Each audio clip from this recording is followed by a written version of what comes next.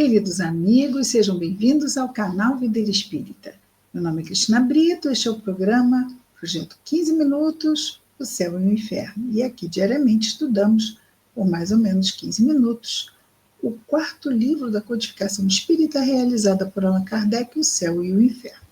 Atualmente estamos na primeira parte do livro, que trata da doutrina, estamos no capítulo 8, que fala dos anjos, e estamos aqui nas contestações ou refutações que Kardec vai trazer a partir do item 3 do capítulo 8, sobre não apenas do que a igreja traz sobre os anjos, como também sobre a relação dos anjos com a criação e o Criador, e o quanto isto vem no texto, umas inconsistências mesmo. Então, essas contestações que Kardec vai trazer. Muito bem. Agora, o que acontece? Nós temos falado bastante sobre o Concílio de Latrão, que é o documento onde foram feitas essas definições por parte da doutrina católica. E vamos pesquisar um pouquinho sobre o Concílio de Latrão, que, na verdade, foram 4. Kardec não especifica qual deles, em qual deles se baseia o texto, né, trazido aqui. Mas foram 4 concílios de Latrão que têm a ver com a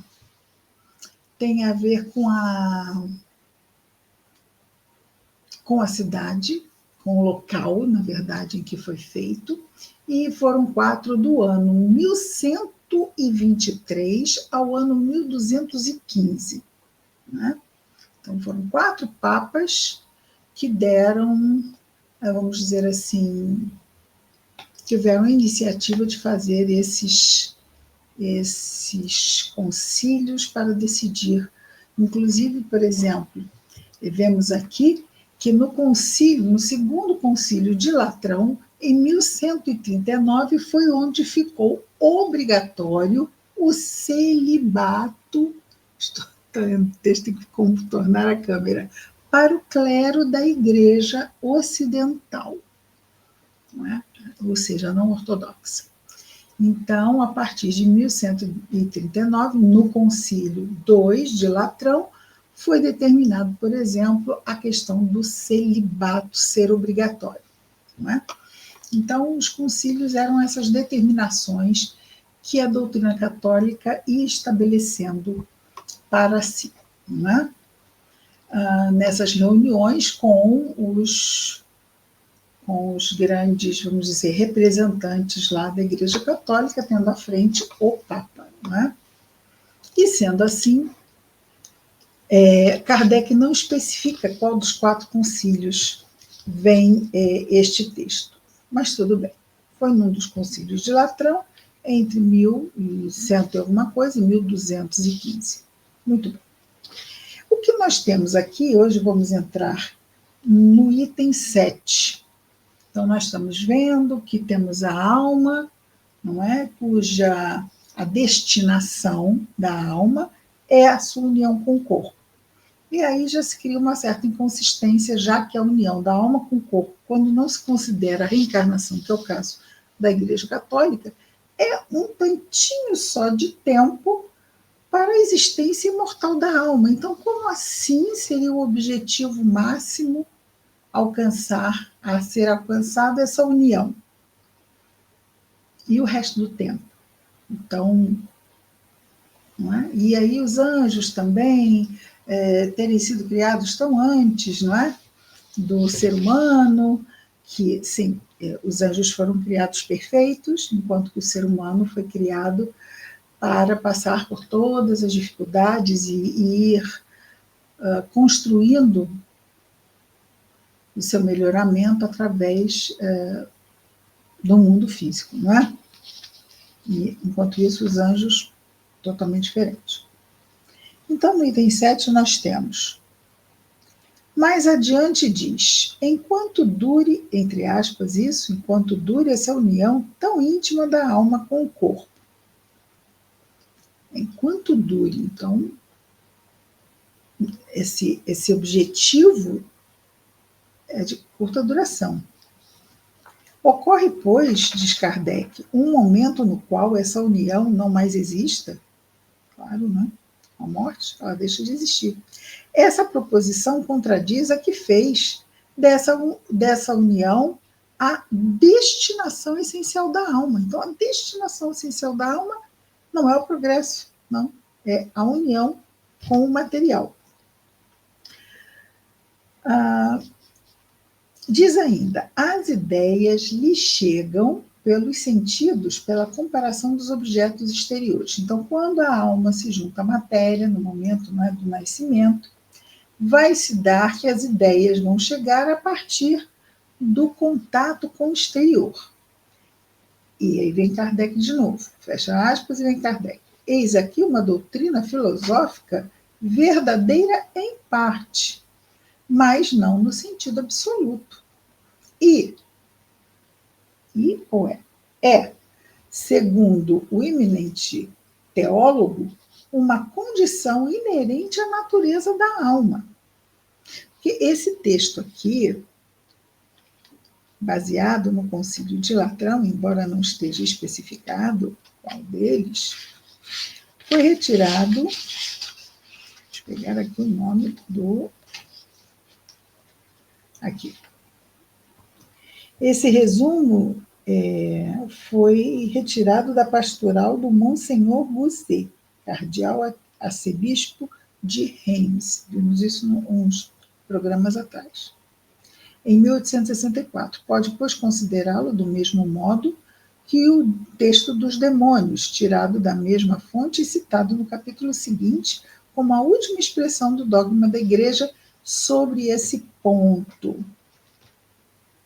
Certo? Mas temos aqui também que o Monsenhor Guzet diz, no item 2 temos, né? Temos firmemente, diz o Concílio Geral e Ecumênico, aí está lá, Concílio de Latrão. Então, o texto é desse Monsenhor, mas o Monsenhor tem que se basear nos concílios da Igreja, que é onde estão as determinações da doutrina da Igreja, não é?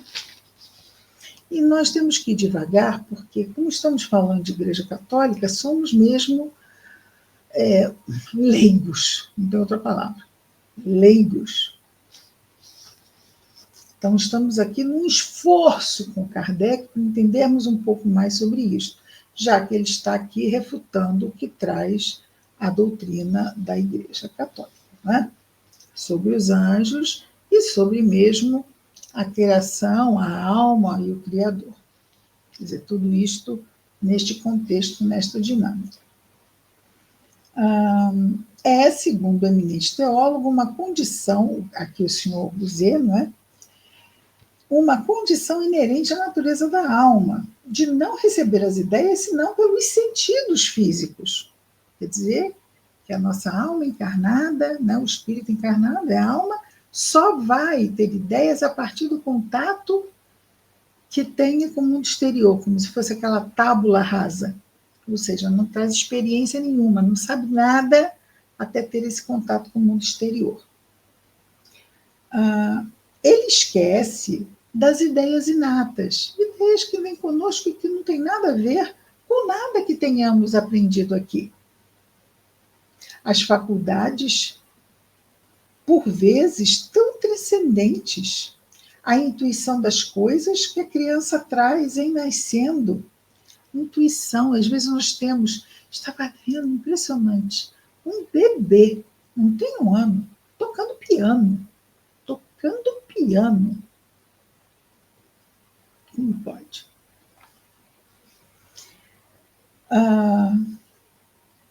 Uma criança traz e nascendo e que não teve, e que não se deve a nenhuma instrução, como no caso desse bebê tocando piano.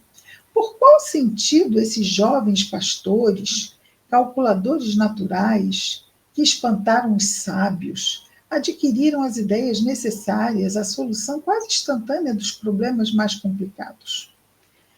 Esses jovens pastores, interessante isso. Aqui faz lembrar os pastores os jovenzinhos de Fátima, não é? Aparição Nossa Senhora de Fátima. Não sei que outros jovens pastores poderiam ser. Por qual sentido esses jovens pastores, calculadores naturais, que espantaram os sábios, adquiriram as ideias necessárias à solução quase instantânea dos problemas mais complicados? Pode-se dizer, outro tanto, de certos... ok. Então, são pastores, alguns talvez tenham acontecido isso, ele não cita, fica vago, não é? Mas ele diz, pode-se dizer, outro tanto, de certos músicos, pintores e linguistas precoces, ou seja, que muitos jovenzinhos mostram esses dotes para as artes, não é? E não há como explicar isso. Tem um videozinho muito bom também na internet de uma menininha pequena que fica ao fundo, mas parece que é uma sala de concertos, e lá está a música clássica ao fundo, e ela lá no fundo da sala regendo, uma menininha de 1 ano e pouco, regendo. Coisa impressionante. Continua Kardec agora botando de novo entre aspas. Os conhecimentos dos anjos não são o resultado da indução e do raciocínio. Eles não precisam disso. Deus deu tudo prontinho para eles. Fecha aspas. Aí Kardec diz: os anjos sabem porque são anjos, sem terem necessidade de aprender. Deus os criou assim. A alma, ao contrário, deve aprender. Não vamos esquecer que isto não é o que é, isto é o que traz a doutrina da igreja, ok? Se a alma não recebe as ideias senão pelos órgãos corporais, quais são as ideias que pode ter a alma de uma criança morta ao cabo de alguns dias, em admitindo com a igreja que não renasce mais? Então, se o objetivo é a união da alma e do corpo, aí a criança vive alguns dias e morre, porque Deus criou esta alminha para nada. Então, Deus faz coisas mesmo inúteis, é isso? Não conseguimos conceber. Kardec, veja bem, o nome do livro é O Céu e o Inferno, ou A Justiça Divina segundo o Espiritismo. Então, o que ele nos faz? Uma análise comparativa e parte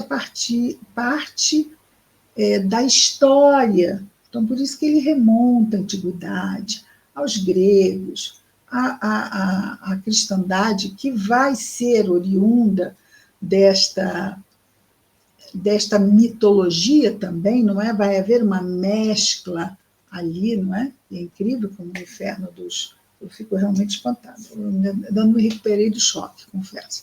Como o inferno dos cristãos podia ser tão mais assustador que o inferno dos gregos.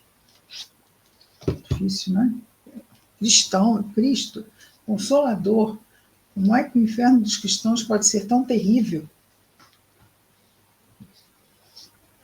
Estão lá daquele tempo, do início da igreja. Isso tem a ver com a igreja, tá? Bom, não é o cristianismo primitivo, não é o cristianismo trazido pelo espiritismo, não é. Estou sendo um pouco repetitiva para deixar muito claro, porque às vezes a pessoa pode pegar no meio o vídeo e ficar sem entender. Então, vamos sempre procurar ver do início, começar no início do capítulo, ideal no início do livro, mas só para não pegarmos assim o barco andando e não entendermos o que está acontecendo. Muito bem. Vamos parar por aqui. Vamos embora. Não vamos terminar isso aqui para terminarmos o 7, ok. Nós já tínhamos visto o início, o conhecimento dos anjos, não são os conhecimentos que os anjos têm não são resultado da indução do raciocínio, porque Deus os criou assim. A alma, ao contrário, deve aprender. Se a alma não recebe as ideias, senão pelos órgãos corporais, quais são as ideias que a alma pode ter? Já vimos isto, não é? quando uma criança morre depois de alguns dias, em admitir na igreja que ela não renasce mais. Então, ponto de interrogação. Então, hoje vimos o item 7. Confesso que se o inferno cristão me chocou terrivelmente, esta parte dos anjos é por demais complexa para mim. Estou tendo que ir muito devagarzinho para não me perder aqui, confesso. Mas vamos adiante. Então é isso. Amanhã estamos de volta com mais um projeto 15 minutos, o céu e o inferno. Até amanhã. Muita paz a todos.